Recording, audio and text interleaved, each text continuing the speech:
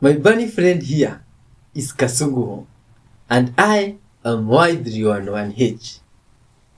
And this one here is my fruit today, which I shall be eating as we react together to different types of videos. Good vibes videos, all with the intentions of spreading honesty, love, peace, forgiveness, and unity to all earthlings. So join me, my friend, as we do this.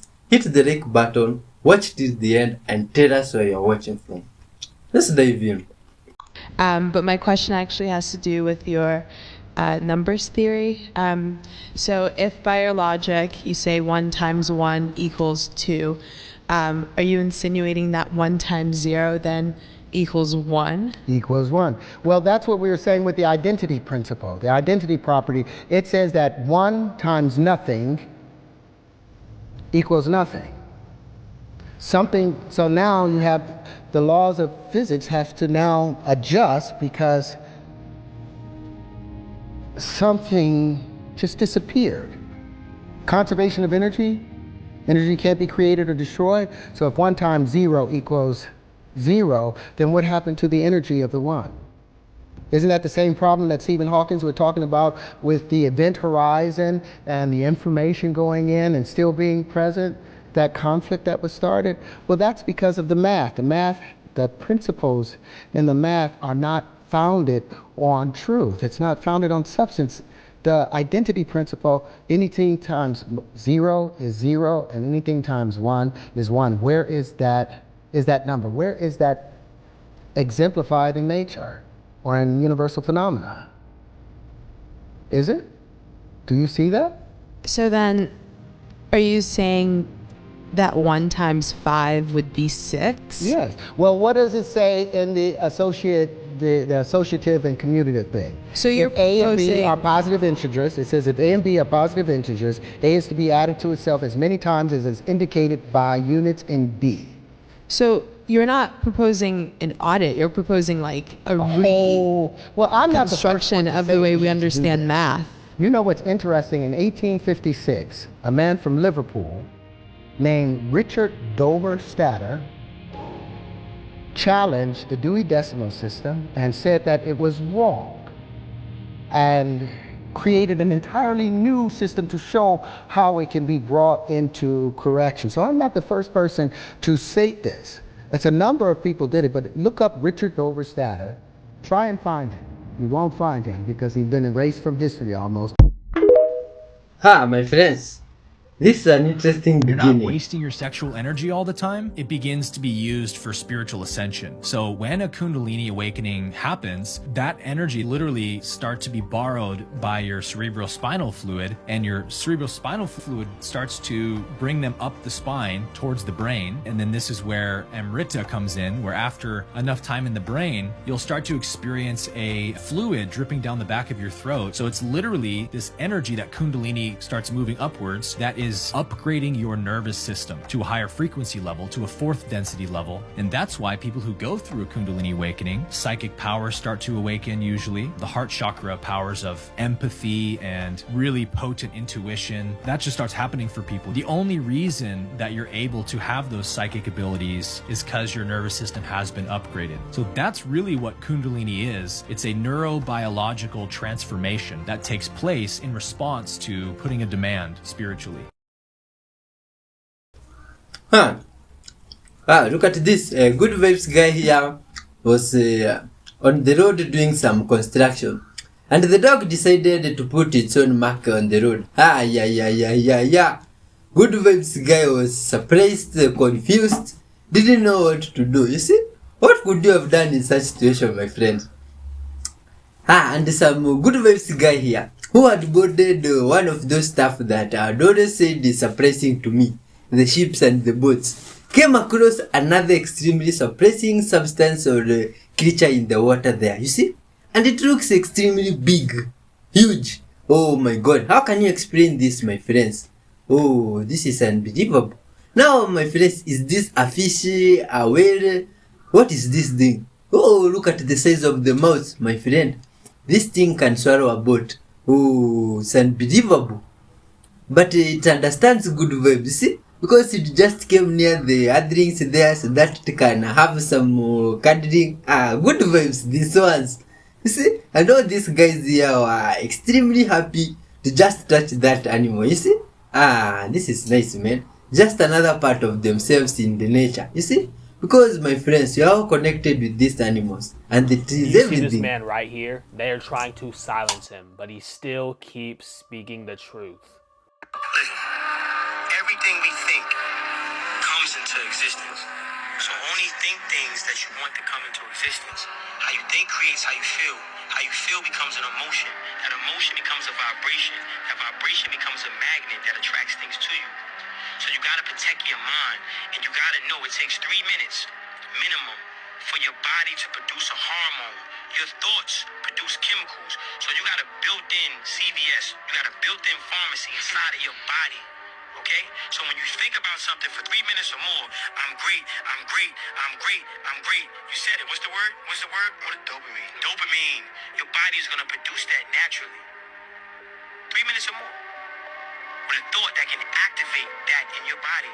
And then that chemical, that hormone becomes an emotion. That emotion becomes a vibration. That vibration becomes a magnet that attracts things to you. So create the world you want to live in, because you're creating the world that you're living in. So create the world that you want to live in, because you're creating the world that you live in. Bro, I bet that last part went straight over your head. If you don't understand what he said, go back and rewatch it. My friends, good vibes all the way, man. His uncle, Trump, is related to the Kennedy family. Here's how. George Patton is the grandson of Abraham Lincoln. Benito Mussolini is George Patton's brother.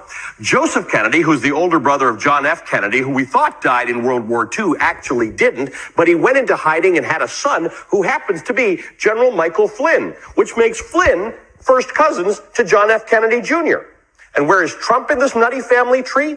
Donald Trump is, get this, the biological son of General Patton, which makes Trump the first cousin of JFK Jr., which explains why Donald Trump actually accused Senator Ted Cruz's father of being friends with JFK's killer. He was avenging the death of his uncle. Did you know that, my friends? In this video, she speaks about 7 steps to manifest a car. Make sure you watch it to the end and let me know what you think in the comments below. So you want to manifest a car really fucking fast. I mean, like, yesterday fast. You came to the right place. Let's go. And if you've never seen my wonderful face, I'm Pebbles. I'm everyone's favorite manifestation coach here on TikTok because I get results in minutes, hours, and 24 hours. If you need receipts, go to the top of my page or go look at my videos. There's receipts there. This is a part 2. Part 1 was about manifesting a house or an apartment really fucking fast. So if you need that, go look at that page.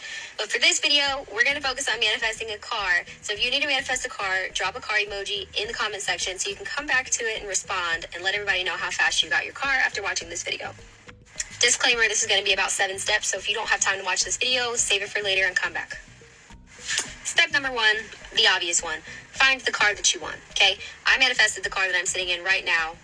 No car payment, didn't pay for the car, don't pay insurance on it, and I rarely put gas in it. When I said for free, I meant for free. I didn't know what kind of car I wanted. Also, all I said was I want a car that is completely for free forever. I want leg room for my ginormous child. He needs a TV in the back to keep him company, and I wanted a sunroof. That's it. And this is the car that came up. So don't beat yourself up if you don't know what kind of car you want. Just tell the universe what you want on the inside, and that works too. I don't care if you can afford the car. That's none of your business, okay? Tell the universe that you want that car, and thank you so much for aligning everything ever so perfectly to bring it to me today. If you don't know me, I don't manifest far out, okay? Every time I manifest, it's today at the end of it. Every time I'm visualizing, I have on the outfit that I'm wearing when I'm visualizing. That lets the universe know that I'm ready for it today and not tomorrow, years from now, months from now. Everything is today, right now. Bring it to me now. I suggest you do that too. This is going to be the most important step of this video, so make sure that you are fucking paying attention because I will not be responsible for you if you don't listen. Never, ever, ever, ever speak the forbidden affirmation when manifesting a car. And that is just flat out saying, I am open and ready to receive a new car. You're just openly manifesting a new car. What's going to happen? You're going to crash that bitch. Okay? And the universe will be like, here's your insurance check. That's just the perfect amount for the dream car that you wanted. Now you're broken. And both of your legs don't get to experience the new car. With harm to none, I am open and ready to receive a new car. That's what you need to be saying. Next is visualization. When visualizing a new car, you need to visualize yourself seeing the steering wheel. So if you are going to set your car as your screensaver on anything, make sure that it is the steering wheel and not the outside of the car, because you will be spending less time on the outside of the car and more time in the driver's seat. Okay? Visualize yourself driving to your favorite spots. Visualize yourself calling your best friend or your mom, whoever it is, telling them that you just got the keys. Where's the first place you're going to go? Like, how do you feel? Really go into detail about this visualization. Next is going to be affirmations. Duh. You know, when manifesting, you need to have affirmations in there. But you need to make sure that you feel worthy enough to have a nice car, your dream car, whatever it is. I am worthy of driving my dream car. I deserve my dream car. Everything is aligning so that I can have my dream car. I am so happy and thankful that my dream car is now in my possession. Things like that. Whatever feels comfortable for you, because manifesting is not cookie cutter. Whatever feels comfortable for you is what you need to say. Side gem.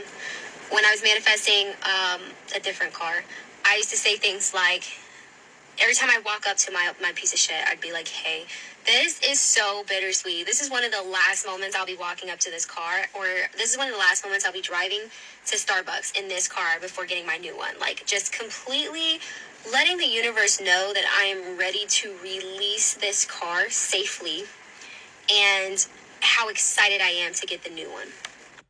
And lastly, because I don't want to make this video too long, the whole point of this series that I'm doing is manifesting in numbers. So if you do not have a manifestation buddy, find one in the comment section. What a manifestation buddy is somebody that you can call right now and be like, bitch, I just got a Lamborghini. And they'll be like, oh my God, where are we going? They just boost you up. They feed your delulu, okay? Not somebody that's going to be jealous and be like, bitch, you did not just get a Lamborghini. Like, will you stop playing? Like, I don't have time for this. We don't need that energy. I can call my best friend right now and say that, and she will be like, hurry up and come get me. And we will just giggle about it. And she does that to me. It works out so well because you are not only in a giggly mood, but you are in a frequency of constantly telling someone that you got a Lamborghini. And so, I don't want a Lamborghini. That's just what came to mind. You need to tell someone, okay? Find a fucking manifestation buddy. I don't want to go into too much detail because this video is already 5 fucking minutes long. But find one in the comments. And make sure that you are following me, because the next video is going to be about love. Interesting stuff, my friends. Time to spread love. We are programmed to do the things that we do without even realizing it. I have been programmed. I fell for something that's not even true and didn't even realize it. Today, my brother John Grant approached me with a question. It was a really good question. He said, why did we pray with our eyes closed and our head bowed and our hands folded? I said, dude, I don't know. And I started looking into what he told me. And sure enough, this practice comes from Buddhism. And the early Christians, when they prayed, looked up to heaven and had their hands raised high. So then I'm like looking up the biblical context. And the Bible says that men should lift holy hands to the Lord. And we don't see anything about closing our eyes and looking down. And even the Jews don't pray that way. So where did this practice come from? You see, we're just programmed to do things, doctrines of men. We look at the Bible and we see the Pharisees and we say, oh, these men were just following the doctrines of men. Like, we don't do that today. I've been programmed to pray that way my whole life for no reason. I don't even know why. Couldn't tell you why.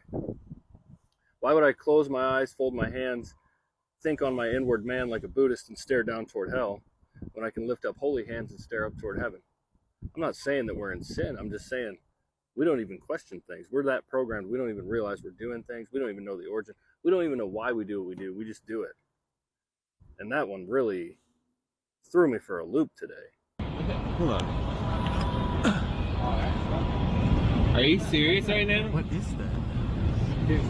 It's getting closer to it. What the fuck is that? What are you looking at? There's a dot The following plane, that the dot plane. following. Huh.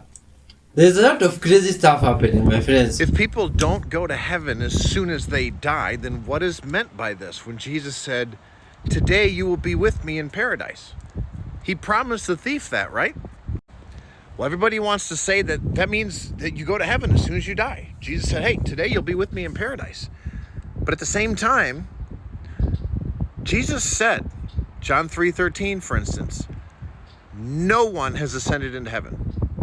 No one's been there except for me. I came down from heaven. I'm the only one. So people are not in heaven. So what does this mean? Well, everyone wants to say, well, as soon as he died, he went down into the grave, and then he gathered all the people that used to be in Sheol or in the center of the earth or whatever, then he took them to heaven. So that was the day, right? He died, he did that, and so he was not proven wrong because that day, sometime during that day, they went to heaven. But the Bible doesn't say that. Tradition says that. Remember this, 3 days later, when he rose from the dead, John 20 and verse 17, he comes out of the grave, and what does he say to Mary? He says, whoa, don't touch me. Don't touch me, for I have not yet ascended to my Father. Where's the Father? In heaven. See, that doesn't make any sense. If he's been in heaven for the last 3 days, and that he took the thief to heaven for the last 3 days, what's he saying? Don't touch me. I haven't been to heaven yet and haven't seen my Father. See, he hadn't gone to heaven. That's why he said that. Think about this. What did the thief say to him right before this? He said, remember me when you enter into your kingdom. When you enter into the kingdom, that's in the future. And what does Jesus say? He says, I tell you today, you will be with me in paradise. Paradise being the kingdom. Not heaven, but being the kingdom. Because we know what paradise is. This is all a confusion of where do you put the comma? See, in the Greek, there's no comma. Translators put that in there. There's no comma there. All he's really saying, and this is the way Hebrews talk, this is in a whole bunch of places in the scripture, like in Zechariah, in Zephaniah, and the prophets, this is said a lot of the times like this, where it's said for emphasis, basically saying, I tell you today, look, I'm telling you right now, comma, this is going to happen. I'm telling you right now, mark it down, I'm telling you right now, you will be with me in the kingdom. That doesn't mean you're going to be there today before the sun goes down. That's saying you can stake your life on it. You're going to be there. That's what he's saying. You're going to be with me in the kingdom. You're going to be with me in paradise, in the kingdom of peace and joy. It's not saying they went to heaven. Good vibes on the way, my friends. Hit the like button. Stop. I'm going to show you this video, and then he's going to show you a video of a live stream. The truth is stranger than fiction. There's a creator on this app that goes by the name Self-Flexion, and he was on a live stream 3 days ago when he captured this. This the spot. Nah, come back out. Look, why they be peeking? It's a live stream. Peeking.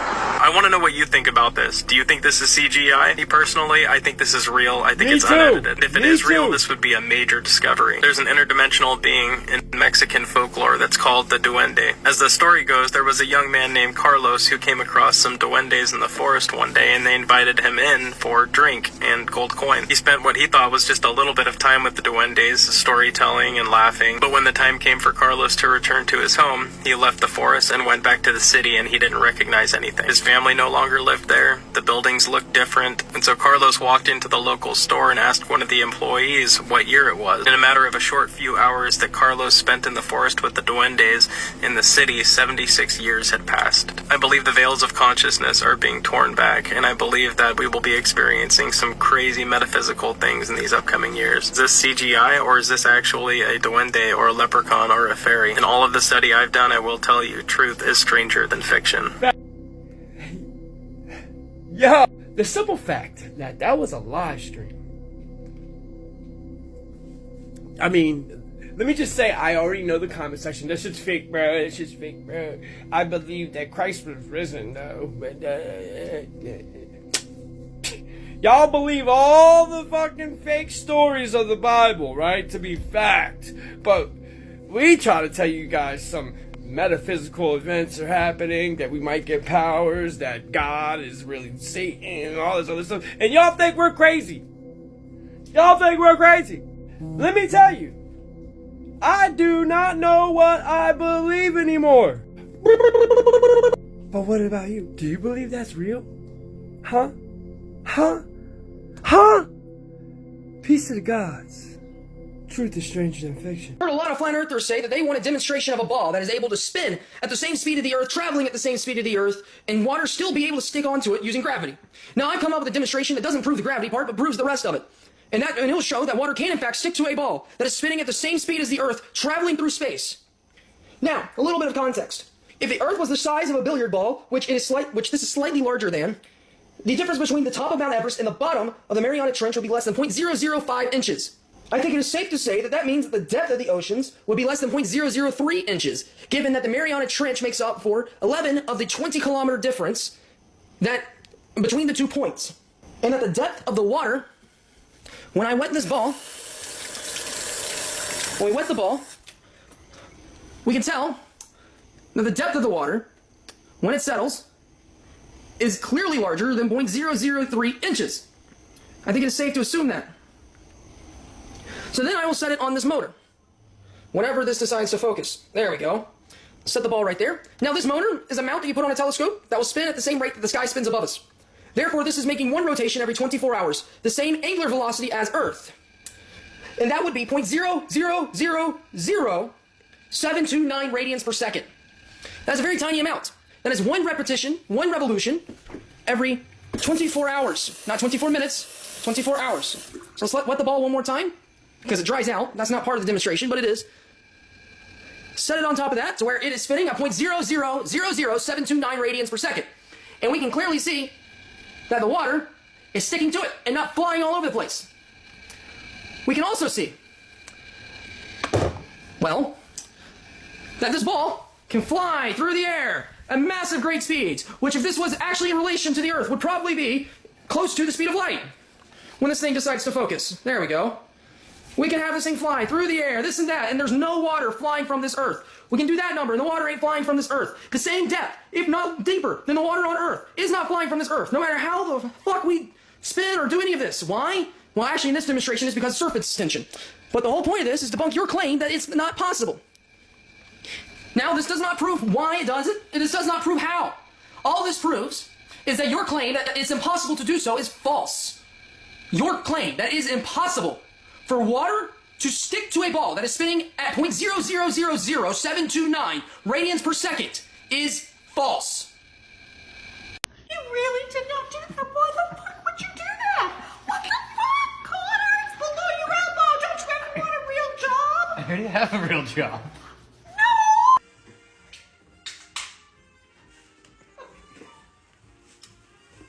Let me see. Why? That is real? No. Yes, it is. Oh, Jesus, God Almighty, help me. Uh-oh.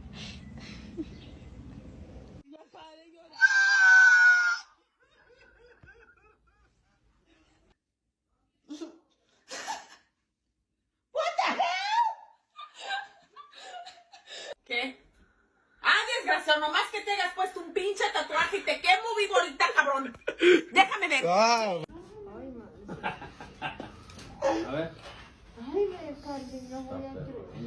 Shit, Georgiana. How are you gonna wear a wedding dress? How are you gonna wear how are you gonna go get a job? Can't you fit millions of years into the Bible between Genesis 1 verse 1 and Genesis 1 verse 2? This is called a gap theory, and it's not allowed for by the Hebrew. And then if you read in Exodus chapter 20 verse 11, God gives the 10 commandments, and he himself says, I created the heavens, the earth, the seas, and everything in them in 6 days, rested on the seventh, the basis of our 7-day week. It says God did everything in 6 days. There's nothing else to be done. There's no gap. So the Bible clearly tells us there's no gap. when you vibrate high energetically, you are going to trigger a lot of people. When you vibrate high energetically, you are going to trigger a lot of people. That's like you, for example. You trigger people just by being yourself. You have walked in rooms before and people have not liked you. And you did not even tell them your name yet. How is that possible? They don't know you. You haven't even given them a reason not to like you. They don't even know your name. It's because of your energy. Something about your energy has triggered them. Stirred something up inside of them. Maybe it brought something to the surface. They don't even know you yet. Maybe it's the way that you walk. Maybe you walk too fast. Maybe it's the way that you talk. Maybe you talk too fast. Maybe you're very articulate. Maybe it's the way that you dress. Maybe you dress very flamboyantly, very loud. Maybe you know how to dress very well. Maybe it's personality. Maybe you have a big personality. Maybe it's your thought processes. Maybe your thought processes are very strong and deep and wide. Maybe it's your smile. Maybe it's your spirituality. Maybe it's your aura. Maybe there's something about you that people just can't put their finger on it. And it's triggering to them. Isn't that insane?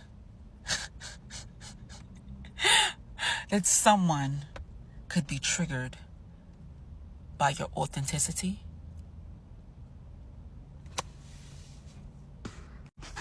You see, people that vibrate high, they're happy, they're fulfilled, they're magnetic, and they're abundant. They know that they trigger people just by being their authentic selves. But the thing is, when you're highly vibrational, the people that you're triggering are not even in your mind. You're not thinking about them. You don't even see them. People that are highly vibrational are so focused on bettering themselves, elevating themselves. They're focused on their desires. They're focused on fulfillment. They're focusing on things that make them happy. They're focused on living an amazing life. So if they're triggering someone, they will not even know because it's not really in their radar. You get that? You know why a highly vibrational person like yourself will be triggering to other people? Because the majority of people are not authentic. They're too busy looking to other people and seeking validation just to live. They're seeking validation. And within that, they're losing their authenticity because they're trying to be validated so hard that they don't even know how to be themselves anymore. So when you are just yourself and you are authentic and you stand on that, you're going to start triggering some people because they're not doing that. So they're looking at you like, who do you think you are? And you looking at them like, I think I'm myself. You want to know something? The more you raise your vibration, the more you raise your frequency, the more you raise your awareness, and you apply these things in real life, is the less you're going to fit in. And the more you will trigger people. Because you're not fitting in. Because you're not doing what everybody else is doing. Right? Oh, yeah. And why is that? That's because the majority of the population are asleep. The majority of people are not aware of energy, frequency, and vibration. They're at a low frequency. That's where the majority of people are at. So when you are partaking in, I guess, low vibrations, and we all have been there, myself included, right? Because energy moves through cycles. That's where you're going to fit in the most. Because when you down here, you down here, that's when you're going to fit in the most. That's when you're not going to be triggering anybody because everybody's just doing whatever and everybody's just following. Why am I talking like this? Everybody's just following everybody and just doing whatever. And just being sheep and just following everything and just not standing on anything. But then as you begin to raise your vibration, focus on mindset, focus on authenticity, love, and light, and just awareness and all these beautiful things, you're going to start to trigger people. Because all of a sudden, you're not fitting in anymore. And people who think they have authority over you, people who think that they're more intelligent over you, when they notice that you're raising your vibration and you're not in that box anymore, you're going to trigger them. You're going to trigger them. Yes, you're going to trigger people around you. And they were like, who do you think you are? Who said that you could be yourself so proudly? You said. My name is Gabriella Yana. And if you are triggering people because you are on a journey of ascension and raising your vibration, keep going and don't look back. If you have learned anything from this video, follow me.